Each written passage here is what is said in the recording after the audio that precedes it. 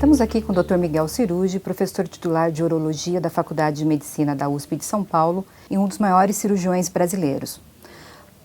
Professor Miguel, nos últimos anos têm aparecido muitos estudos com diferentes resultados sobre o exame do PSA, o que prediz o câncer da próstata. Os homens ficam confusos, não sabem se continuam fazendo esse exame anualmente ou não. O que o senhor tem a dizer sobre isso? O câncer da próstata é muito comum. De cada 6 homens, um vai ter câncer na próstata. Esse tumor só é curável quando ele é identificado no início, quando ele está contido dentro da próstata.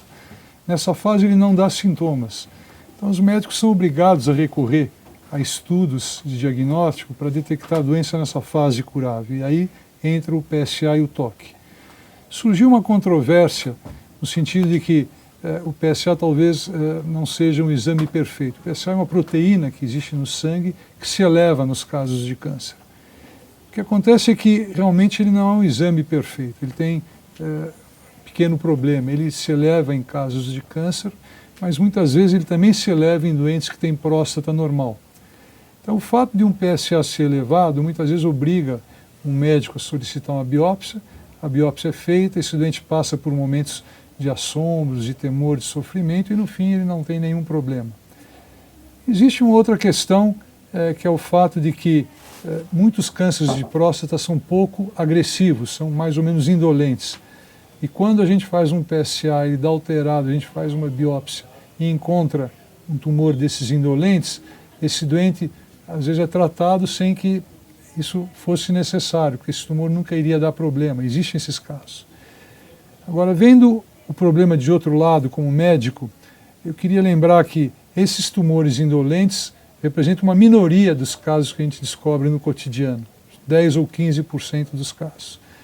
E o PSA, na verdade, ele sobe, nem sempre ele indica a presença de um câncer, mas ele representa um alerta importante. Eu acho que todo homem deve fazer o PSA, se ele der alterado, deve-se fazer uma biópsia, e aí esse doente tem que consultar um médico de bom senso se essa biópsia for positiva. O exame de PSA sozinho resolve ou ele tem que ser feito junto com o exame do toque retal? Infelizmente tem que fazer as duas coisas. Os homens latinos, os homens brasileiros, detestam ouvir falar no toque, mas o toque ajuda muito. O toque é imperfeito, assim como o PSA também é imperfeito.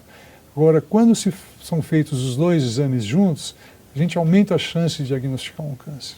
Só o toque falha em 40%, 50% dos casos, o PSA falha em 25%, 30% dos casos.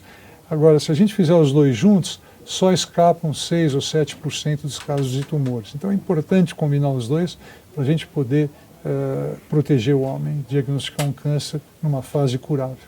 Existe alguma forma de prevenir o câncer da próstata?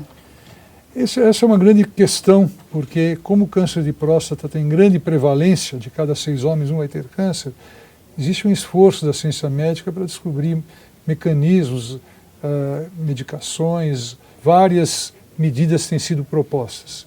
Uma delas foi se utilizar a vitamina E, que talvez tivesse um efeito protetor, usar o selênio, que também é um mineral que existe na natureza que tem efeito protetor contra o câncer, o licopeno, que é o pigmento vermelho que dá cor à melancia, ao tomate.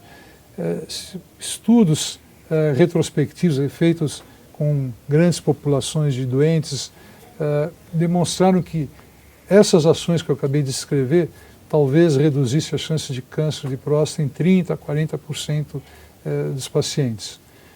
Infelizmente, agora, recentemente foram feitos 2 grandes estudos que avaliaram essas 3 ações, o uso do licopeno, do selênio e da vitamina E. E esses estudos não demonstraram queda na incidência do câncer quando homens fizeram uso dessas medidas. Agora surgiu uma medicação que talvez previna o câncer e ao mesmo tempo, se ele aparecer, ele aparece menos agressivo, que é a dutasterida. Esse produto utilizado diariamente é uma medicação, é um produto químico, reduz o risco de câncer em 30%. Existe efeito colateral mais grave relativo a esse medicamento? Infelizmente tem, é por isso que a gente não pode preconizar o uso desses medicamentos de forma rotineira em todos os homens. A dutasterida pode afetar a libido, o desempenho sexual dos homens, Esse é o principal efeito dela. A cirurgia de próstata é muitas vezes temida pelos homens pelo risco da impotência.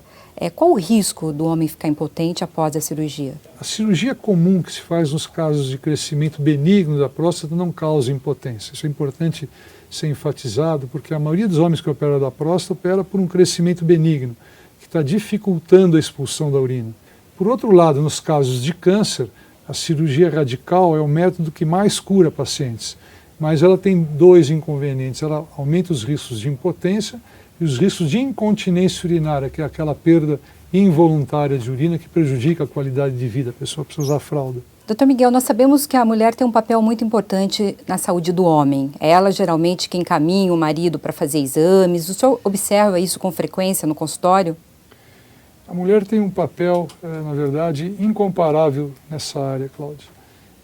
2/3 dos homens que procuram os médicos para fazer um exame preventivo de próstata são trazidos ou empurrados pelas mulheres. A mulher é muito mais pragmática, ela encara a preservação da saúde como uma coisa necessária. Ela não se importa que uma cirurgia possa prejudicar a vida sexual do casal, ela quer ter o marido do lado. Então ela tem realmente um papel de preservação da existência da vida do homem que é incomparável. Muito obrigada, Dr. Miguel.